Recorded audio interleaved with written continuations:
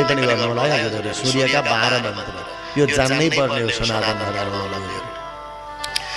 सबैले भन्ने पनि है ओम सूर्याय नमः, ओम मित्राय नमः, ओम रवये नमः,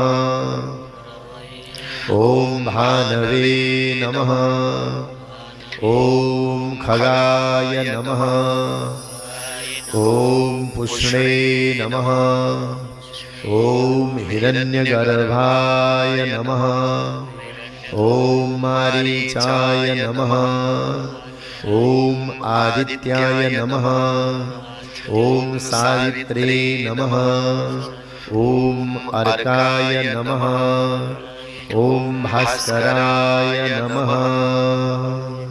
ई 12 वटा नाम